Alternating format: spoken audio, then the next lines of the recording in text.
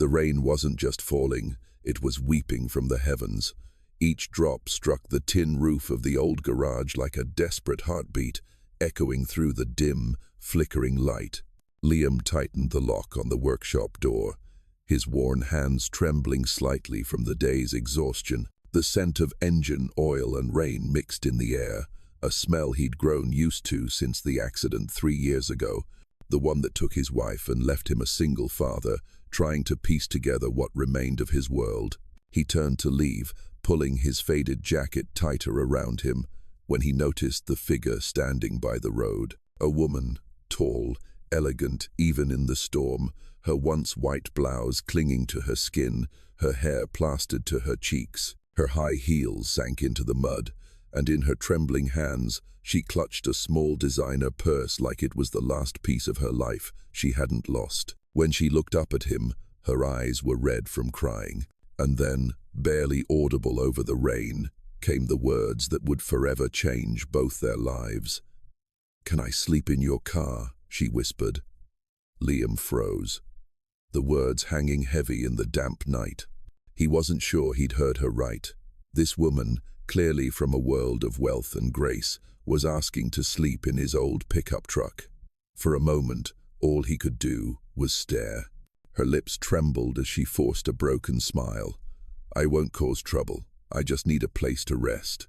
Before we go deeper into this emotional journey of pain, redemption, and unexpected kindness, if you believe in second chances and the power of compassion, please like, comment, share, and subscribe to our channel, Stars of Kindness.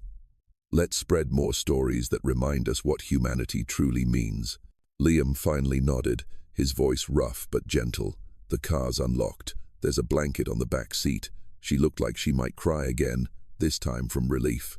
"Thank you," she whispered before disappearing inside the truck.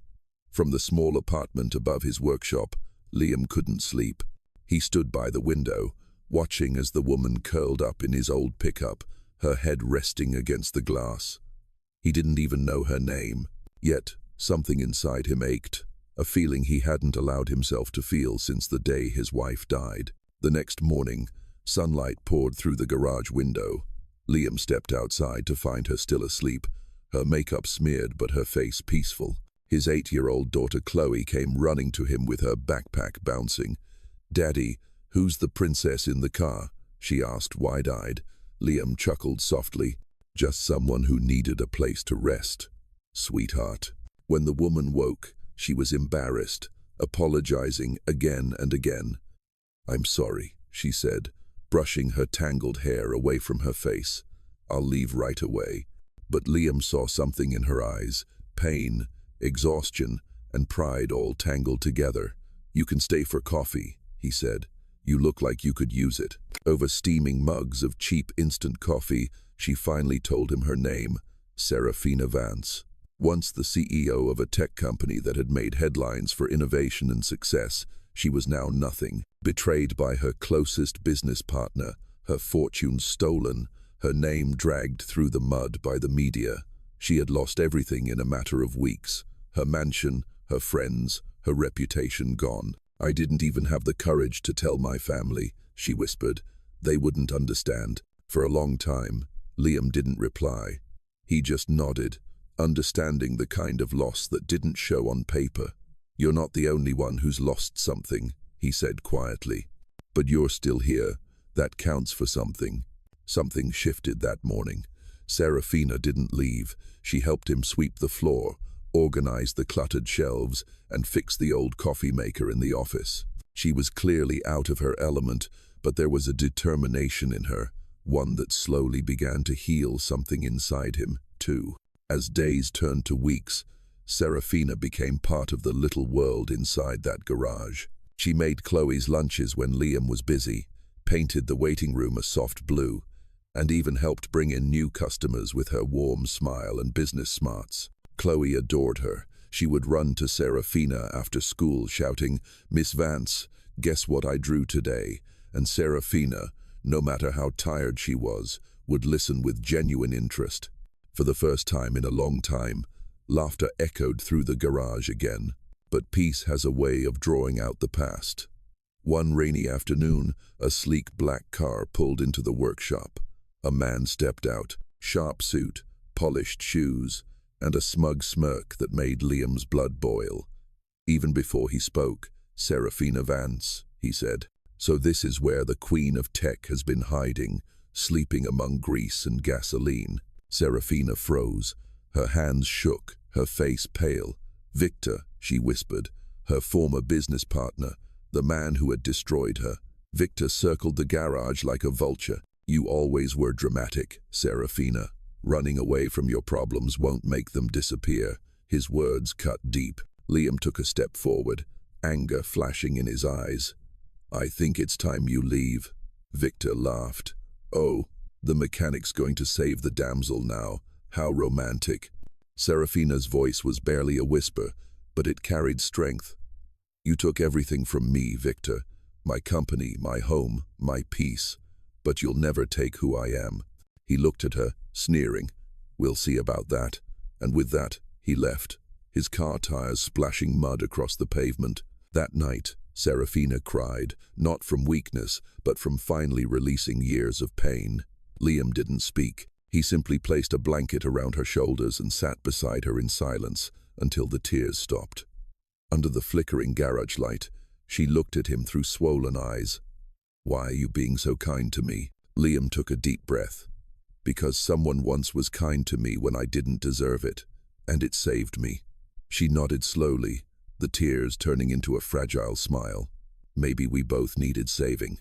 Outside, the rain began to fall again, but this time it felt different, softer, cleansing, like the beginning of something neither of them saw coming. Morning sunlight spilled through the windows of the small-town garage, painting golden streaks across the dusty floor. Seraphina stood at the counter, carefully organizing the invoices, while Chloe hummed softly beside her, braiding the ends of an old rag doll's hair. Liam watched them from across the room, wiping his hands on a grease-stained towel, his heart tightening in ways he didn't understand. He had grown used to the sound of Seraphina's laughter, the warmth she brought to the once quiet space, the way Chloe ran to her every morning as if she'd always been part of their little family. He'd seen the way she smiled through her pain, pretending she wasn't broken, trying to rebuild something from nothing. And every time he looked at her, he wondered how someone so strong could still carry so much sadness behind her eyes.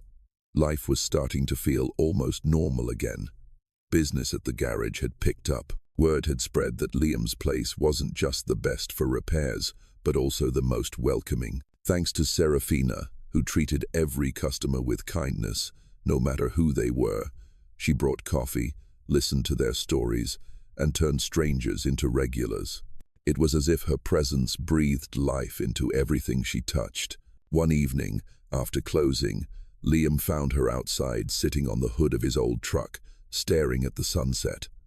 The sky was streaked with pink and gold, but her eyes were distant. "Penny for your thoughts?" he asked, leaning beside her.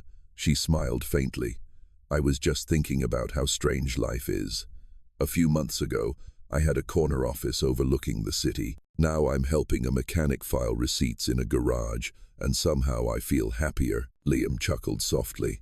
"You'd be surprised how peaceful the simple life can be. No board meetings, no lies." She looked at him, her voice quiet but sincere. "You deserve more than this, Liam. You're kind, you're patient, you're good." He met her gaze, his throat tightening. "So do you, Seraphina." For a moment, silence wrapped around them, not awkward, but heavy with emotion neither dared to name. The air between them felt alive, like something fragile and beautiful was blooming just beneath the surface. Then, as if the universe couldn't bear to let them rest, the sound of tires screeching shattered the calm. A sleek black car rolled up again. Victor Thorne, the man who'd stolen everything from Seraphina. He stepped out with that same cruel smirk.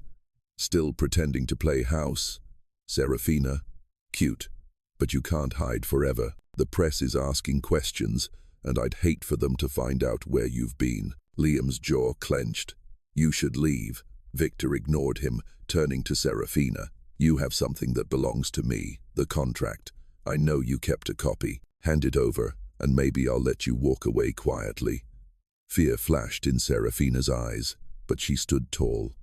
"You'll never get it. It's with my lawyer." Victor's eyes darkened. "You'll regret this." He drove off, but the damage was done. Seraphina's hands shook as she watched his car disappear. "He won't stop," she whispered. "He ruined my life once. He'll do it again." Liam gently placed a hand on her shoulder. "Then he'll have to go through me first." Tears welled in her eyes. "Why are you doing this for me?" "Because you did the same for me," he said quietly. "You brought light back into my life when I thought it was gone for good." That night, for the first time in years, Seraphina couldn't sleep. She sat by the window in the small spare room Liam had given her, watching the stars through the cracked glass. She thought about the world she'd lost, the boardrooms, the cameras, the glittering lies. And then she thought about the laughter that now filled her days. The smell of coffee in the morning, Chloe's hugs, Liam's steady kindness. And she realized something. For the first time in years, she wasn't afraid of tomorrow. A few days later, a letter arrived. It was from a law firm, and when Seraphina opened it, her breath caught. The investigation into Victor Thorne's fraud had finally gained traction. A whistleblower had come forward, confirming everything she'd said. There was hope. When Liam saw her standing outside the garage with tears in her eyes and a letter in her trembling hands, he didn't need to ask. He just smiled. "Looks like the truth's finally catching up." But Seraphina wasn't celebrating. "If he's cornered, he'll come for me again," she said softly. Liam's voice was steady. "Then he'll find out what it means to mess with a woman who's not broken anymore."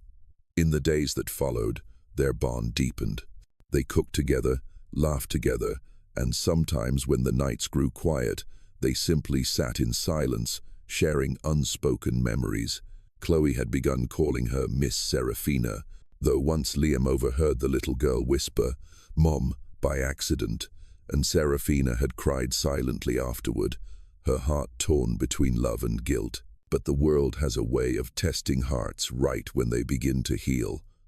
One late night, Liam got a call. The garage had been broken into. When he rushed there, he found the office in chaos, papers scattered, drawers overturned, and on the floor, a photo frame of Chloe shattered. Seraphina stood frozen, clutching a torn folder. Victor had found them. She turned to Liam, tears streaming down her face. He took it, the copy of the evidence. He took everything. Liam wrapped his arms around her as she sobbed against his chest. "We'll get it back," he whispered. "I promise." And in that moment, with rain pouring once more, thunder rolling in the distance, and the smell of gasoline in the air, they knew the calm was over. The storm had returned, but this time they weren't facing it alone. The night the garage was broken into changed everything. The small world Seraphina and Liam had built, filled with laughter, coffee, and quiet moments of hope, suddenly felt fragile again. The evidence proving her innocence was gone, and with it, the last thread tying her to the chance of redemption. Seraphina sat on the cold floor of the office, tears streaming silently down her face as Liam swept up the shattered glass. "It's all gone," she whispered, her voice trembling. "He took the only proof I had left." Liam crouched beside her, his rough hands gentle as he lifted her chin. "He took papers, Seraphina. Not your truth, not your strength." But inside, she was breaking. For months, she'd fought to believe that the past didn't define her, that she could start again. Yet, in one cruel night, the ghosts of her old life had returned to drag her down. Chloe peeked from the doorway, her little voice barely a whisper. "Miss Seraphina, don't cry. Daddy says bad people always get caught." Seraphina forced a smile through her tears. "You're right, sweetheart." She hugged the child tightly, as if holding on to her would keep her from falling apart, and in a way, it did. The next morning, Liam found Seraphina sitting by the window watching the sunrise. Her eyes were tired, but there was a flicker of something new in them. Determination. "I'm not running anymore," she said quietly. "If Victor wants to destroy me again, he'll have to do it in the open. I'm going to fight. Liam nodded. Then I'll stand beside you. She looked at him, her voice soft, but trembling with emotion. You've already done too much for me. He smiled faintly. That's not how kindness works, Seraphina. You don't stop when things get hard. You keep showing up. Those words stayed with her. Over the next few weeks, Seraphina gathered her courage and reached out to her old contacts, a few people who still believed in her. She spoke to lawyers, journalists, and investigators. With Liam's help, she pieced together new evidence, security footage, old financial records, and emails she'd once thought useless. It was grueling, exhausting work, but she refused to give up. Liam stood by her every step of the way, quietly supporting her, fixing things around the garage, keeping Chloe safe, and reminding her that she wasn't alone. Every time she faltered, he was there, not with grand speeches, but with the kind of steady presence that makes you believe in yourself again. And slowly, she began to smile again. Then came the day of reckoning. The courtroom was silent as Seraphina faced Victor across the aisle. He looked confident, smug as ever, tapping his expensive watch impatiently. But this time, she wasn't the trembling woman he'd destroyed. She stood tall, her hair tied neatly, her voice clear and strong as she spoke. "Mr. Thorne," she said, "you may have taken my company, my home, and my reputation, but you will never take my integrity. You built your empire on lies. I built mine on hard work. And today, the truth finally matters." The evidence she and Liam had gathered spoke louder than any words. Emails, signed documents, and statements from former employees all pointed to one thing: Victor's guilt. By the end of the hearing, his smirk had vanished. His lawyers whispered urgently. The judge's verdict came swift and clear. Victor Thorne was guilty of fraud and embezzlement. When the gavel struck, Seraphina's knees nearly gave out. Liam caught her just in time, his arms wrapping around her as she whispered, "It's over. It's finally over." He smiled softly. "No, Seraphina, it's just beginning." Months later, the town garage looked different. Cleaner, busier, brighter. A small sign hung near the counter. Vance and O'Connell Auto Services. Seraphina hadn't gone back to the city. The big offices and marble floors no longer meant anything to her. She'd found something better: purpose. With her business mind and Liam's craftsmanship, the little garage had become a thriving local hub. Chloe was happier than ever. She painted a new sign out front with her tiny hands that read, "Where cars and hearts are fixed." Seraphina cried when she saw it. One afternoon, while closing up, Liam found her standing by the old truck, the same one she'd slept in that first night. The rain had just started to fall, soft and familiar. She turned to him, her eyes glistening. "Do you ever think about that night?" she asked. He nodded. "Every day." She smiled, tears welling. "I was so lost, Liam. I thought my life was over. But you gave me back my hope, my strength, my life." He shook his head gently. "No, Seraphina, you did that yourself. I just gave you a place to rest." For a long moment, they stood there, rain falling softly around them. Then she stepped closer, her hand finding his. "You gave me more than a place to rest," she whispered. "You gave me a home." Liam's heart swelled, the weight of years of pain finally lifting. He brushed a tear from her cheek. "Then stay," he said quietly. "Stay with us."